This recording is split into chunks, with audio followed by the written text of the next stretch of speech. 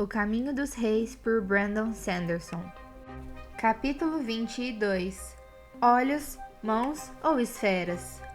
Caso você tenha fingido não ver esse desastre, saiba que Aona e Sky estão ambos mortos, e tudo o que possuíam foi fragmentado, presumivelmente para impedir que alguém se levante para desafiar Raze.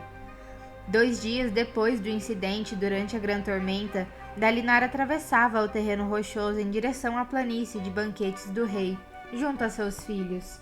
Os guarda-tempos de Dalinar haviam previsto mais algumas semanas de primavera, seguidas por um retorno ao verão. Com sorte, não acabaria virando inverno. Falei com 3 outros coureiros, disse Adolin, em voz baixa. Eles têm opiniões diferentes. Parece que antes de a correia ter sido cortada, se é que foi cortada, ela já estava gasta, e isso está interferindo nas coisas.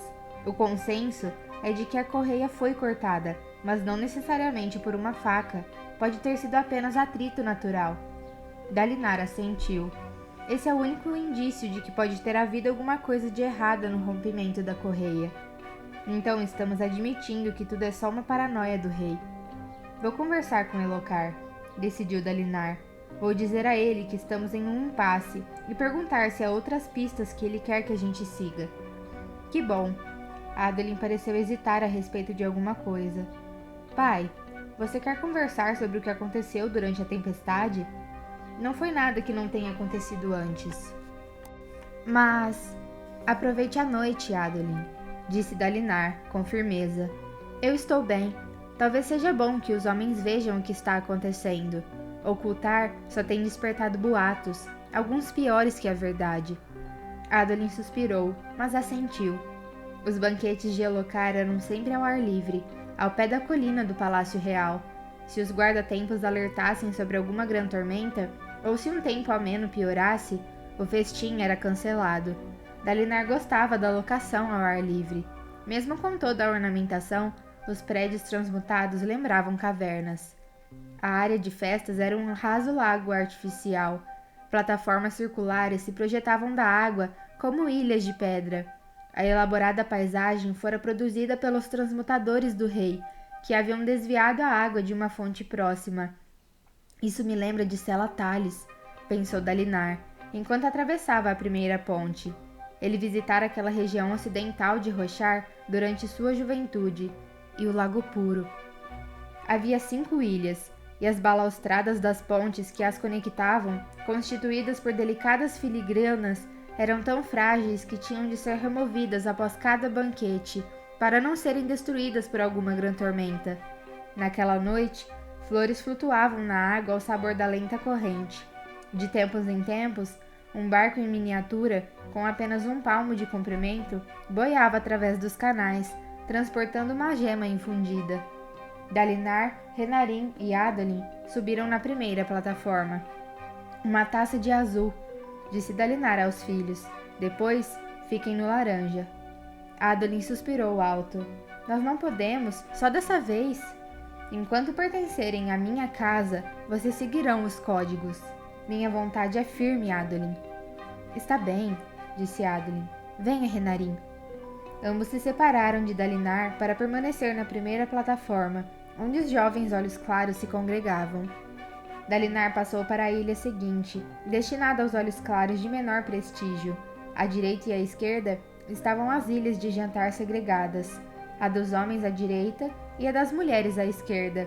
Nas 3 ilhas centrais, os gêneros se misturavam. Ao seu redor, os privilegiados convidados desfrutavam da hospitalidade do rei. Comida transmutada era inerentemente insípida, mas nos pródigos festins do rei eram sempre servidas carnes exóticas e especiarias importadas. Dalinar sentia cheiro de porco no ar, e até de galinhas assadas. Já se passara um longo tempo desde que provara pela última vez a carne daquelas estranhas criaturas voadoras dos chinos. Uma criada a olhos escuros passou, usando uma diáfana túnica vermelha e carregando uma bandeja com pernas de caranguejo. Dalinar continuou a atravessar a ilha, caminhando em meio aos grupos de convivas. Muitos bebiam vinho violeta, a mais intoxicante e saborosa das cores. Quase ninguém estava usando uniforme de combate. Alguns homens trajavam casacos apertados até a altura dos joelhos, mas muitos haviam renunciado a qualquer pretensão e envergavam camisas de seda com mangas bufantes e chinelos da mesma cor. Ricos tecidos cintilavam à luz das lâmpadas. Tais criaturas, sintonizadas com a última moda, lançavam olhares críticos a Dalinar, que se lembrava de uma época em que logo seria cercado por amigos, conhecidos e, sim, bajuladores, em um banquete como aquele. Mas ninguém se aproximou dele, embora todos lhe abrissem caminho. Elocar podia pensar que seu tio estava se tornando fraco, mas a reputação de Dalinar intimidava a maioria dos olhos claros menos graduados. Ele logo se aproximou da ponte que dava acesso à última ilha, a Ilha do Rei. Estava cercada por postes, cujas lâmpadas, as gemas a iluminavam com luz das tempestades azul. Uma fogueira montada dentro de uma cova dominava o centro da plataforma. Brasas profundamente vermelhas brilhavam em suas entranhas, irradiando calor. Elocar estava sentado à sua mesa, do outro lado da fogueira. Diversos grão-príncipes jantavam com ele. Comensais do sexo masculino e feminino ocupavam as mesas situadas na periferia da plataforma, mas nunca ambos os sexos na mesma mesa. Sentado em um tamborete no final da ponte, estava Riso, vestido como olhos claros devia se vestir, com um uniforme preto bem engomado e uma espada prateada na cintura. Dalinar balançou a cabeça ao constatar a ironia. Riso insultava as pessoas que chegavam à ilha. Luminosa Maracau, que desastre esse seu penteado! Como você é corajosa por exibi-lo ao mundo! Luminobre Maracau, eu gostaria que você tivesse nos avisado de que ia comparecer. Eu não teria vindo. Detesto vomitar depois de um bom jantar.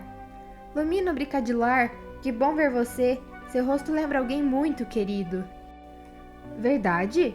Disse Cadilar, um homem encarquilhado, com certa hesitação. Sim, respondeu Riso, acenando para que ele passasse. Meu cavalo. Ah, Luminobre Neteb, você está com um perfume único hoje. Atacou-me espinha branca ou um deles espirrou em você. Luminosa Alame, não, por favor, não fale nada. Assim é mais fácil manter minhas ilusões a respeito de sua inteligência. Ilumina-me, Dalinar. Riso inclinou a cabeça para Dalinar, que passava. Ah, meu caro Luminobre Tazelin, ainda envolvido em seu experimento para levar a burrice humana a novos horizontes? Que bom, muito empírico.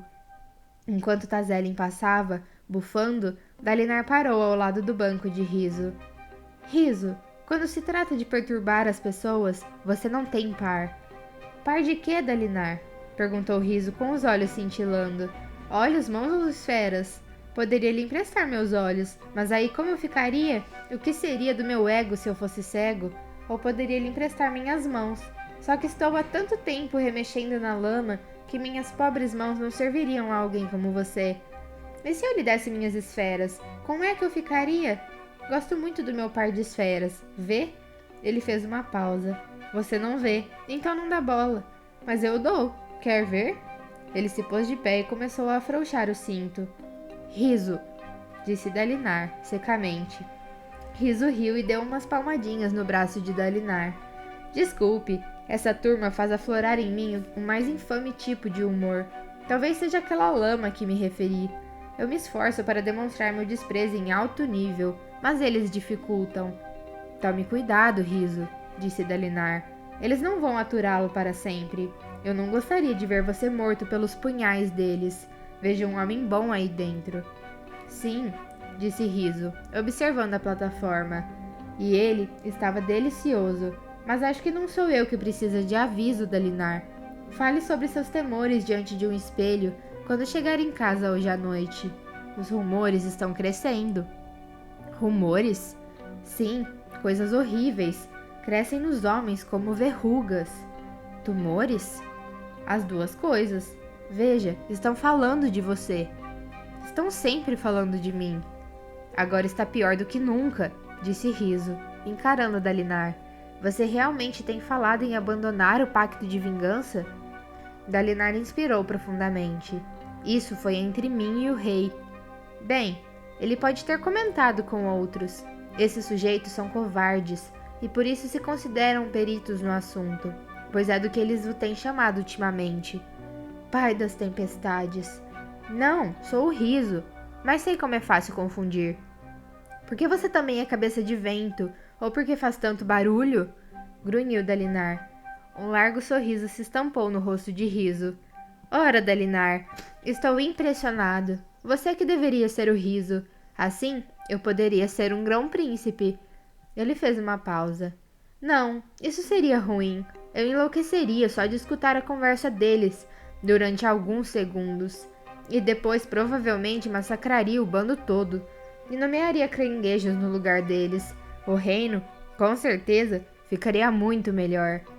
Dalinar se virou para partir. Obrigado pelo aviso. Não tem de quê.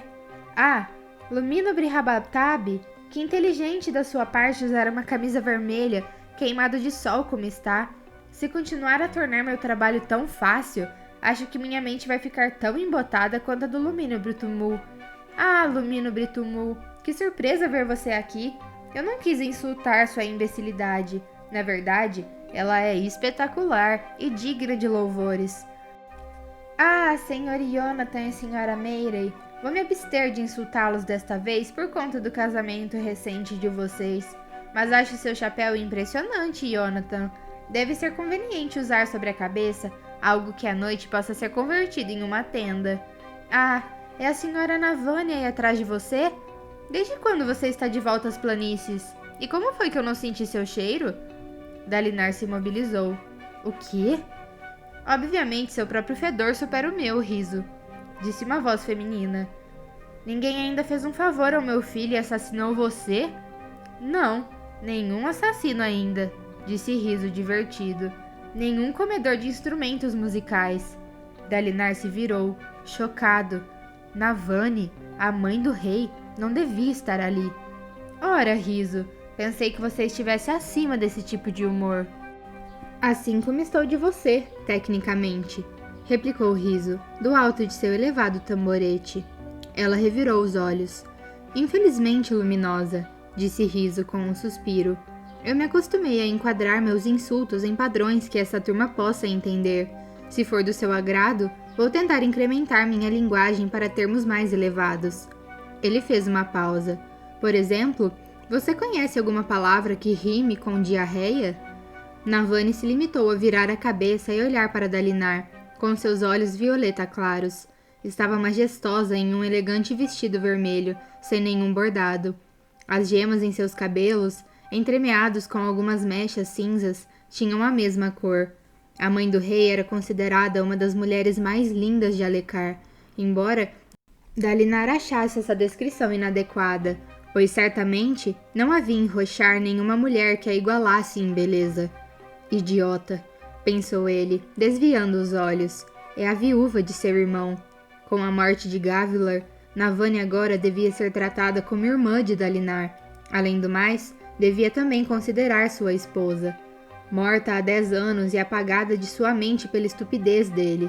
Porém, mesmo não conseguindo se lembrar dela, devia honrá-la. Porque Navani retornara? Enquanto as mulheres a cumprimentavam, Dalinar caminhou às pressas até a mesa do rei, onde sentou-se. Um criado chegou em seguida, com um prato para ele. Suas preferências eram conhecidas: galinha apimentada fatiada em medalhões, fumegando sobre rodelas fritas de teneme, um vegetal macio e alaranjado. Dalinar pegou um pedaço de pão achatado e empunhou sua faca de refeições, que levava em uma bainha presa no tornozelo direito. Enquanto estivesse comendo, Navani não poderia se aproximar dele. Seria uma quebra de etiqueta. A comida era boa, sempre era, nos banquetes de Elhokar. Nisso, o filho era igual ao pai. Elhokar, que estava na ponta da mesa, assentiu para Dalinar e continuou a conversar com Sadeias. O grão-príncipe Royan estava a poucas cadeiras de distância. Dalinar teria um encontro com ele dentro de alguns dias.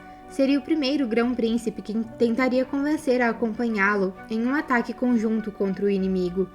Nenhum grão-príncipe sentou-se próximo a Dalinar.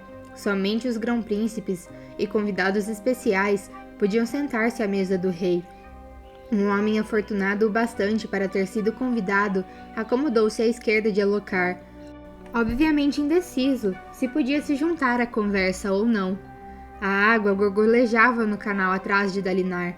À sua frente, as festividades prosseguiam. Era um momento de descontração, mas os aletianos eram um povo reservado, pelo menos em comparação com gente mais passional, como os papaguampas ou os rechianos. Entretanto, pareciam ter se tornado mais opulentos e autoindulgentes desde que Dalinar era criança. O vinho fluía livremente, e as iguarias que chiavam no fogo desprendiam um aroma suculento. Na primeira ilha, vários jovens entraram em um ringue para duelarem amistosamente. Sempre encontravam um pretexto, durante um banquete, para exibirem sua perícia no manejo da espada. As mulheres também se exibiam, embora de forma mais comedida. Na ilha de Dalinar, várias delas haviam instalado cavaletes, onde desenhavam, pintavam ou compunham peças de caligrafia. Como sempre, mantinham as mãos esquerdas cobertas pelas mangas, enquanto com a direita criavam trabalhos artísticos. Sentavam-se em bancos altos, como o que Riso usara. Na verdade, ele provavelmente roubara um para realizar seu breve espetáculo. Algumas das mulheres atraíam esprenos de criação, pequenas silhuetas que giravam acima de seus cavaletes ou de suas mesas. Navani reunira em uma mesa um grupo de importantes mulheres olhos claros. Uma criada passou diante de Dalinar, levando comida para elas. Um dos pratos parecia também ter sido feito à base da exótica galinha, só que misturada com a fruta meti e recoberta com um molho marrom avermelhado. Quando criança, Dalinar provara às escondidas a comida de mulheres e a achara desagradavelmente doce. Navani pousou alguma coisa sobre a mesa, um artefato de bronze polido do tamanho de um punho, com um grande rubi fundido no centro.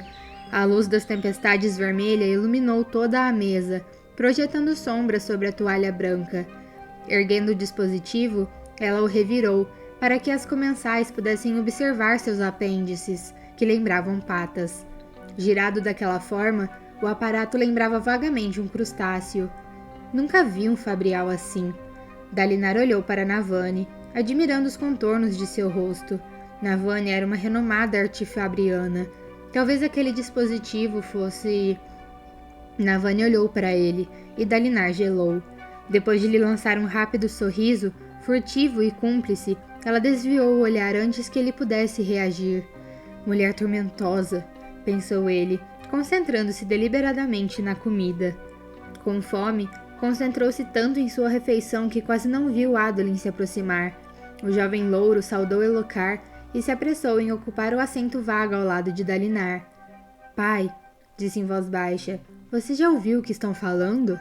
Sobre o quê? Sobre você. Já lutei 3 duelos até agora contra homens que chamaram você e nossa família de covardes. Estão dizendo que você pediu ao rei para abandonar o pacto de vingança. Dalinar apoiou as mãos na mesa e quase se levantou, mas se controlou.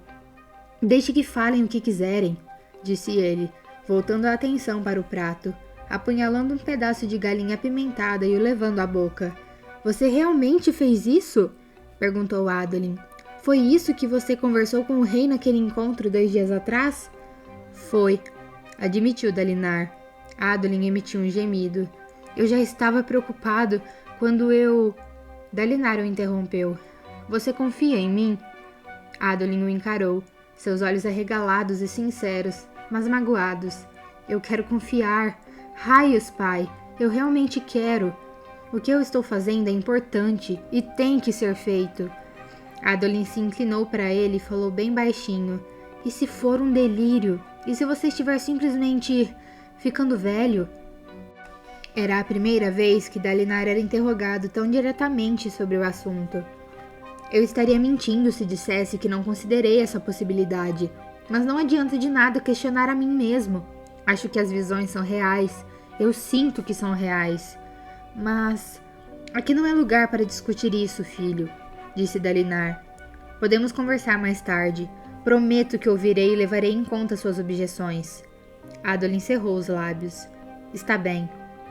Você tem razão em se preocupar com a nossa reputação, disse Dalinar, descansando um cotovelo na mesa. Eu achei que Elhokar teria o discernimento de manter nossa conversa em segredo, mas deveria ter pedido isso a ele diretamente. A propósito, você estava certo a respeito da reação dele. Eu percebi durante a conversa que ele jamais vai se retirar, então mudei de tática. Para qual? Vencer a guerra, disse Dalinar firmemente. Acabar com essa disputa por Gema-Coração. Acabar com esse cerco paciente e infindável. Temos que encontrar um meio de atrair um grande número de Parshendianos para as planícies e executar uma emboscada. Se pudermos eliminar uma quantidade suficiente deles, destruiremos sua capacidade de guerrear. Se isso falhar, encontraremos um meio de atacar o núcleo deles e matar ou capturar os líderes. Até um demônio do abismo para de lutar quando é decapitado. O pacto de vingança terá sido cumprido e nós poderemos voltar para casa. Após refletir por alguns momentos, Adolin assentiu com veemência. Tudo bem. Nenhuma objeção? Perguntou Dalinar. Normalmente seu filho mais velho tinha muitas. Você me pediu para confiar em você, disse Adolin. Além do mais, atacar os Parshendianos mais duramente é uma tática que apoio, mas vamos precisar de um bom plano, um meio de rebater as mesmas objeções que você levantou 6 anos atrás. Dalinar assentiu e tamborilou na mesa com um dedo. Naquela época, eu mesmo pensava em nós como principados autônomos. Se atacássemos o núcleo individualmente, cada exército por conta própria, seríamos cercados e destruídos. Mas com os 10 exércitos juntos, com nossos transmutadores para proporcionar alimentos, com os soldados transportando abrigos portáteis para enfrentar as Gran-Tormentas, que os Parshendianos nos cerquem então. Com os transmutadores, podemos até criar madeira para as pontes se for preciso. Isso exigiria um bocado de confiança, disse Adolin hesitante. Ele olhou para o outro lado da mesa, na direção de Sadeias. Sua expressão endureceu. Ficaremos isolados lá, juntos durante dias. Se os grão-príncipes começarem a brigar no meio do caminho, seria desastroso. Precisaremos primeiro fazer com que eles trabalhem juntos, disse Dalinar. Estamos próximos, mais próximos do que jamais estivemos. 6 anos e nenhum grão-príncipe permitiu que seus soldados lutassem contra os de outro grão-príncipe, com exceção de Enhalecar. Lá ainda eram travadas batalhas absurdas a respeito de direitos territoriais ou antigas ofensas. Era uma coisa ridícula, mas impedir os aletianos de guerrearem era como impedir que os ventos soprassem. Adolin assentiu. É um bom plano, pai. Muito melhor do que falar sobre retirada. Mas os grão-príncipes não vão gostar de encerrar as escaramuças nos platôs. Eles gostam do jogo. Eu sei. Mas se pudermos convencer 1 ou 2 deles a juntar forças conosco para as incursões nos platôs, poderia ser um passo na direção do que precisaremos no futuro. Ainda prefiro encontrar um meio de atrair um grande exército de Parshendianos para as planícies e enfrentá-lo em um dos platôs maiores, mas não arrumei um modo de fazer isso. Seja como for, nossos exércitos terão que aprender a trabalhar juntos. E o que faremos a respeito do que as pessoas estão falando de você? Vou divulgar uma refutação oficial, disse Dalinar. Terei que ser cuidadoso, para não fazer parecer que o rei se enganou, e ao mesmo tempo explicar a verdade. Adolin suspirou. Uma refutação oficial, pai? Sim. Por que não um duelo? Perguntou Adolin, debruçando-se sobre a mesa com expressão ansiosa. Um pronunciamento enfadonho pode explicar suas ideias, mas não vai fazer com que as pessoas as sintam. Escolha algumas pessoas que estão chamando você de covarde, desafie elas, e lembre a todo mundo que é um erro enorme insultar o espinho negro. Não posso. Os códigos proíbem duelos para alguém da minha estatura. Adolin também não deveria duelar, provavelmente, mas Dalinar não o proibira explicitamente. Duelar era a vida dele. Bem, isso e as mulheres que ele cortejava. Então me encarregue de defender a honra de nossa casa, disse Adolin. Eu duelo com eles. Eu os enfrentarei com a armadura e a espada, e lhes mostrarei o que significa honra. Seria o mesmo que eu fazer isso, filho. Adolin balançou a cabeça, olhando para Dalinar. Parecia procurar alguma coisa. Que foi? Perguntou Dalinar. Estou tentando decidir o que mais mudou você. As visões, os códigos ou aquele livro. Se é que há alguma diferença entre eles. Os códigos são diferentes dos outros 2, disse Dalinar. São uma tradição da antiga Alecar. Não, eles estão relacionados, pai. Todos os 3. E se unem em você de alguma forma. Dalinar pensou por um momento. Será que o garoto podia ter razão? Eu já lhe contei a história do rei que carregou uma pedra? Sim, respondeu Adeline. Já? 2 vezes, e me fez ouvir a passagem ser lida mais outra vez. Ah, bem, nessa mesma parte há outra passagem sobre o que é forçar as pessoas a seguirem você, em oposição a deixar as pessoas seguirem você. Nós forçamos muitas das coisas em Alecar. Duelar com alguém porque ele disse que eu sou um covarde não vai mudar as convicções dele. Pode fazer com que pare de me chamar de covarde, mas não mudará o que sente. Sei que estou certo nisso. Você precisa confiar em mim a esse respeito também. Adeline deu um suspiro e se pôs de pé. Bem, uma refutação oficial é melhor que nada, eu acho. Significa pelo menos que você não deixou de defender sua honra totalmente. Nunca deixarei, disse Dalinar. Só preciso ter cuidado. Não posso me dar ao luxo de provocar mais divisões. Ele se virou de novo para o prato, apunhalou mais um pedaço de galinha e o enfiou na boca. Vou voltar para outra ilha, então, disse Adeline. Espere, aquela não é a tia Navani? Dalinar ergueu os olhos e, surpreso, viu que Navani caminhava na direção deles. Olhou então para o prato. A comida acabara. Ele comera o último pedaço sem se dar conta. Suspirando, encheu-se de coragem e se levantou para cumprimentá-la. Matana? Disse Dalinar, fazendo uma mesura e usando o termo formal para uma irmã mais velha. Navani era apenas 3 meses mais velha que ele, mas o termo se aplicava mesmo assim. Dalinar? Disse ela, com um leve sorriso nos lábios. E querido Adeline? Com um largo sorriso, Adeline contornou a mesa e abraçou sua tia, que pousou a mão segura sobre seu ombro, gesto reservado apenas a familiares. Quando você voltou? Perguntou Adeline se afastando. Hoje à tarde. E por que voltou? Perguntou Dalinar tenso.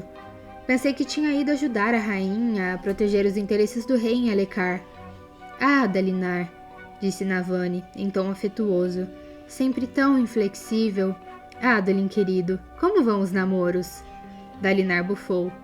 Ele continuou a trocar de namoradas como se estivesse em uma dança rápida. Pai!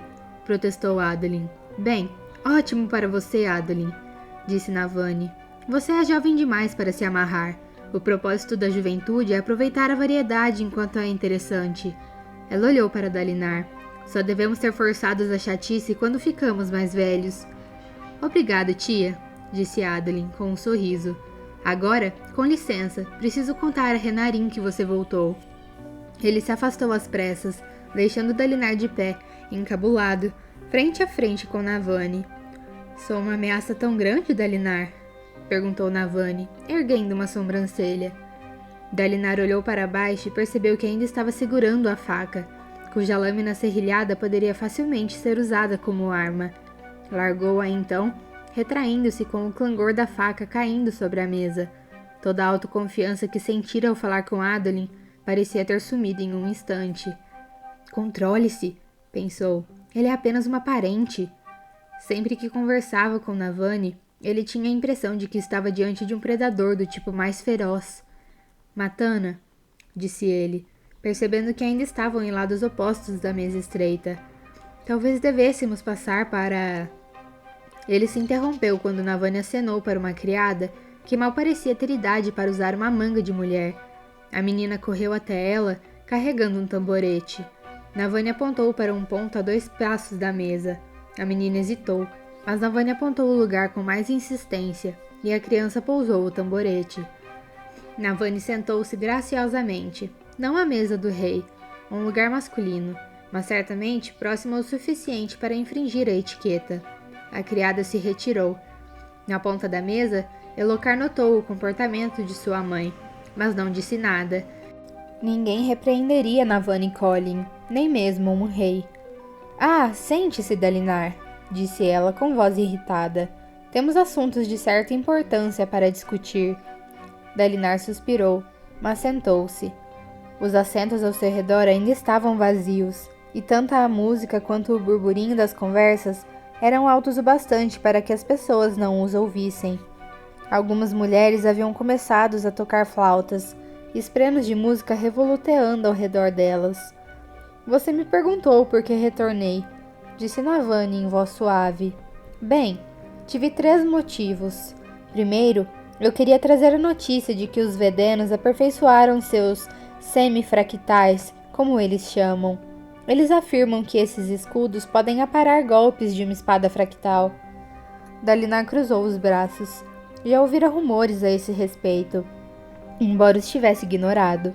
Havia sempre homens alegando que estavam prestes a criar novos fractais, mas essas promessas nunca eram cumpridas. Você viu algum? Não, mas tenho confirmação de uma pessoa em quem confio.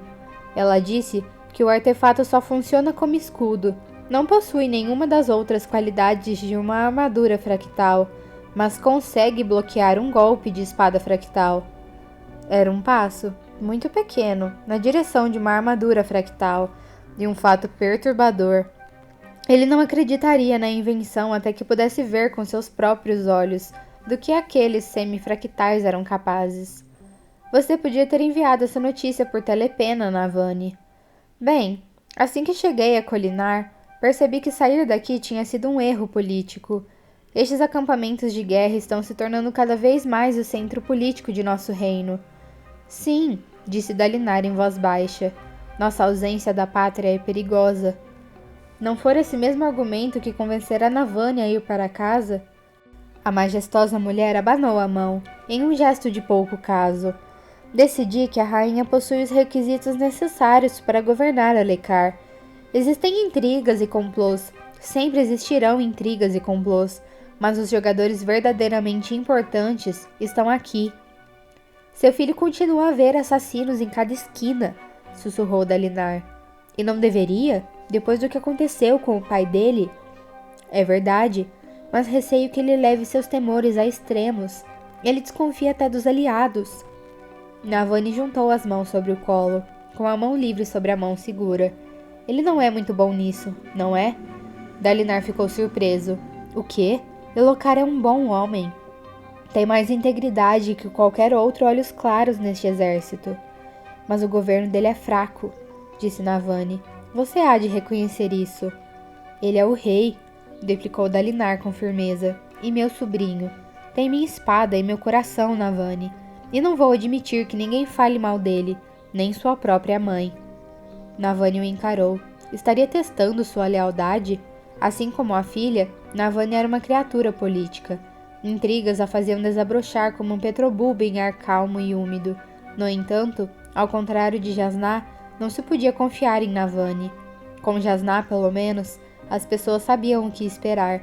Uma vez mais, Dalinar se viu desejando que Jasná deixasse de lado seus projetos e retornasse às planícies quebradas.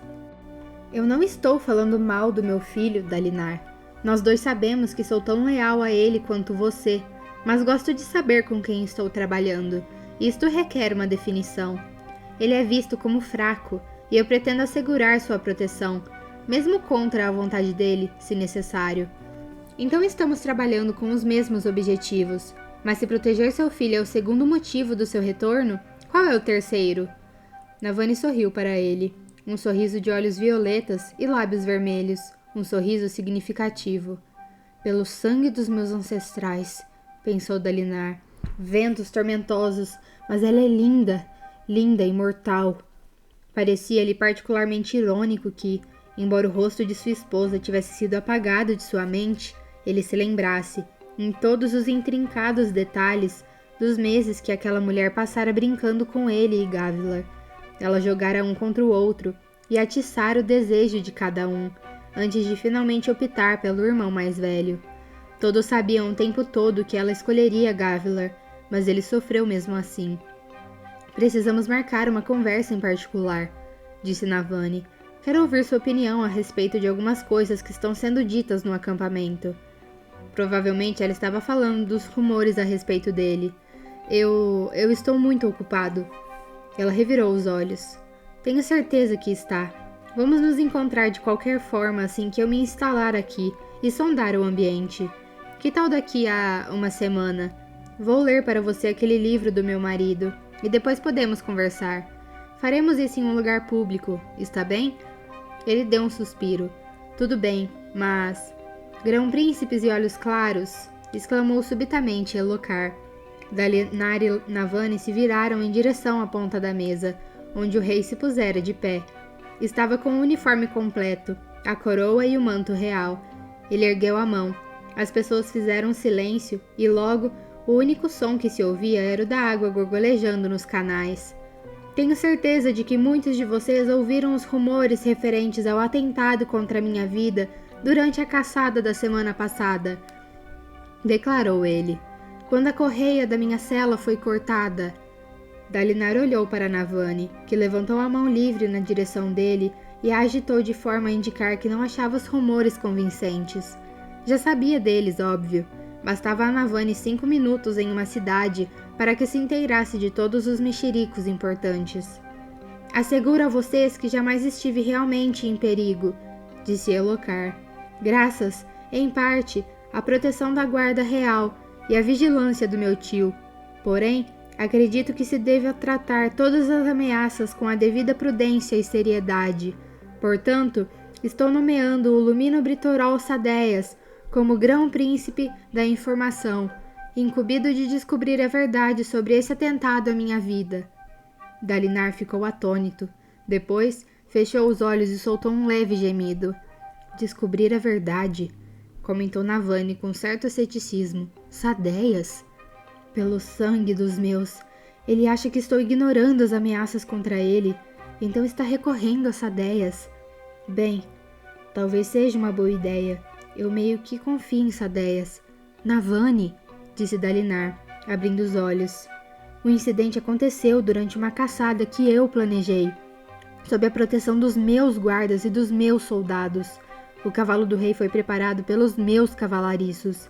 Ele me pediu publicamente para investigar essa história da Cília, e agora simplesmente tirou a investigação da minha alçada. Ah, não! Ela entendera. Aquilo dava quase no mesmo de Elhokar anunciar que desconfiava do tio. Qualquer informação que Sadeias descobrisse a respeito daquela tentativa de assassinato refletiria desfavoravelmente sobre Dalinar. Quando o ódio de Sadeias por Dalinar e seu amor por Gavilar entrassem em conflito, qual deles venceria? Mas a visão me disse para confiar nele. Elhokar voltou a se sentar e as conversas foram retomadas em tom mais estridente. O rei parecia alheio ao que acabara de fazer. Ostentando um largo sorriso, Sadeias levantou-se, despediu-se do rei e foi se juntar aos convivas. Você ainda acha que ele não é um mau rei? Sussurrou Navani. Meu pobre garoto, desatento e alienado. Dalinar se pôs de pé e caminhou até a ponta da mesa, onde o rei continuava a comer. Elhokar ergueu os olhos. Ah, Dalinar, presumo que você ajudará Sadeias. Dalinar se sentou. O prato de Sadeias ainda estava sobre a mesa, com restos de carne e pão. Elhokar, eu conversei com você há poucos dias. Pedi para ser nomeado grão-príncipe da guerra, e você disse que isso era muito perigoso. E é. Falei com Sadeias sobre isso e ele concordou. Os grão-príncipes jamais vão tolerar que alguém seja superior a eles na guerra. Sadeias sugeriu que se eu começasse com alguma coisa menos ameaçadora, como nomear alguém grão-príncipe da informação, isso poderia preparar os outros para o que você está querendo fazer. Sadeias sugeriu isso, disse Dalinar secamente. Lógico, disse Elhokar. Já é hora de termos um grão-príncipe da informação. E Sadeias mencionou especificamente que gostaria de investigar a Cília cortada. Ele sabe que você sempre diz que não é talhado para esse tipo de coisa. Pelo sangue dos meus pais, pensou Dalinar, olhando para o centro da ilha, onde um grupo de olhos claros se reunia ao redor de Sadeias. Acabaram de me dar uma rasteira, de forma brilhante. O grão-príncipe da informação teria autoridade sobre as investigações criminais, principalmente as de interesse da coroa. De certo modo, era quase tão ameaçador quanto um grão-príncipe da guerra, mas Elhokar não entenderia assim. Tudo o que via era alguém que finalmente daria ouvidos a seus medos paranoicos. Sadeias era um homem inteligente, muito inteligente. Não fique tão carrancudo, tio, disse Elhokar. Eu não fazia ideia de que você gostaria de ocupar o posto. E Sadeias pareceu empolgado com a ideia. Talvez ele não encontre nada. Talvez o couro simplesmente tenha rasgado. E a razão estará com você, que está sempre me dizendo que eu não estou correndo tanto perigo quanto acho que estou. A razão estará comigo? Murmurou Dalinar, ainda observando Sadeias. Acho pouco provável.